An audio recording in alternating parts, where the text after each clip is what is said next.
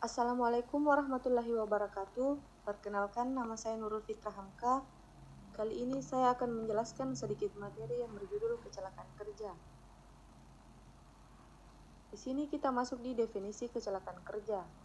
Kecelakaan kerja adalah sesuatu yang tidak terduga dan tidak diharapkan yang dapat mengakibatkan kerugian harta benda, korban jiwa, luka, cacat, maupun pencemaran.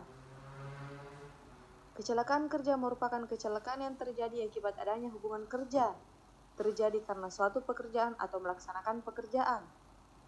Kecelakaan kerja juga dapat didefinisikan sebagai suatu kejadian yang tidak dikehendaki dan tidak diduga semula yang dapat menimbulkan korban manusia atau harta benda. Tentunya hal ini dapat mengakibatkan kerugian jiwa serta kerusakan harta benda.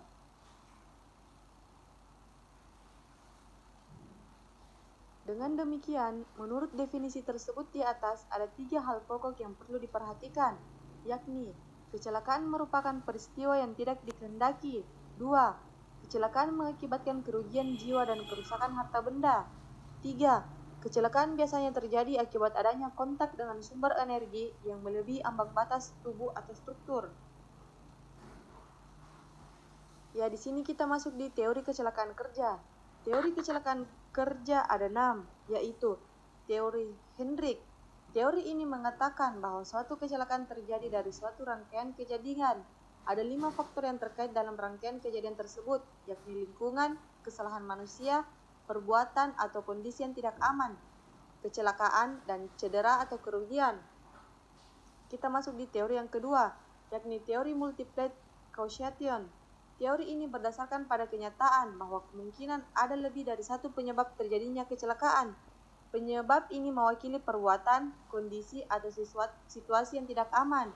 Kemungkinan penyebab terjadinya kecelakaan kerja tersebut perlu diteliti. Masuk di teori yang ketiga, yakni teori Gordon. Menurut Gordon, 1949, kecelakaan merupakan akibat dari interaksi antara korban kecelakaan, perantara terjadinya kecelakaan, dan lingkungan yang kompleks yang tidak dapat dijelaskan hanya dengan mempertimbangkan salah satu dari 3 faktor yang terlibat. Oleh karena itu, untuk lebih memahami mengenai penyebab terjadinya kecelakaan, maka karakteristik dari korban kecelakaan, perantara terjadinya kecelakaan, dan lingkungan yang mendukung harus dapat diketahui secara detail. Kita masuk di teori yang keempat, yakni teori domino terbaru. Setelah tahun 1969 sampai sekarang, telah berkembang suatu teori yang mengatakan bahwa penyebab terjadinya kecelakaan kerja adalah ketimpangan manajemen. Selanjutnya kita masuk di teori yang kelima, teori Frank E. Bird Petersen. Menurut sumber yang mengakibatkan kecelakaan, Bird mengatakan modifikasi dengan teori domain Hendrik dengan menggunakan teori manajemen yang intinya sebagai berikut, yakni manajemen kurang terkontrol, 2. Sumber penyebab utama, 3. Gejala penyebab langsung, 4. Kontak peristiwa atau kondisi di bawah standar, 5. Kerugian gangguan tubuh. Kita masuk di teori selanjutnya, yakni teori yang keenam, yakni teori Reason. Reason menggambarkan kecelakaan kerja terjadi akibat terdapat lubang dalam sistem pertahanan. Sistem pertahanan ini dapat berupa pelatihan, prosedur, atau peraturan keselamatan kerja.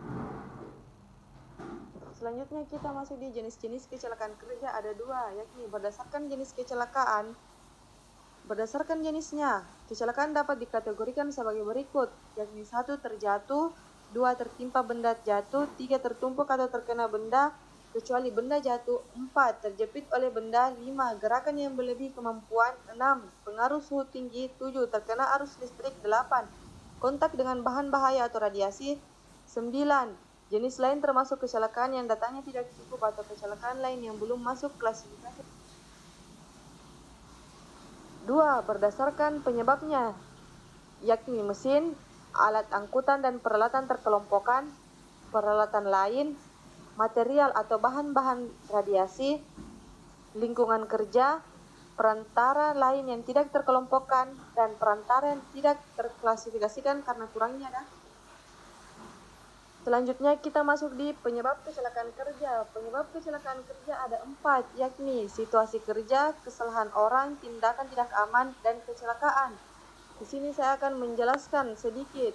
yang mana yang termasuk dengan situasi kerja. Yang termasuk dengan situasi kerja yakni pengendalian manajemen yang kurang, standar kerja yang minim, tidak mematuhi standar, dan perlengkapan yang gagal atau tempat kerja yang tidak mencukupi. Selanjutnya kita masuk di kesalahan orang, yakni 1. Keterampilan dan pengetahuan yang minim, 2. Masalah fisik atau mental, 3. Motivasi yang minim dan salah penempatan, dan 4. Perhatian yang kurang. Selanjutnya masuk di tindakan tidak aman. Yang dimaksud dengan tindakan tidak aman yakni tidak mengikuti metode kerja yang telah disetujui, mengambil jalan pintas, menyingkirkan atau tidak menggunakan perlengkapan keselamatan kerja.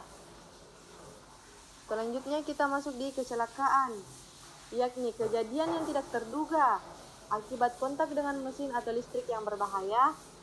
Selanjutnya terjatuh dan terhantam mesin atau material yang terjatuh dan sebagainya. Hanya itu yang bisa saya paparkan, lebih dan kurangnya mohon dimaafkan. Terima kasih.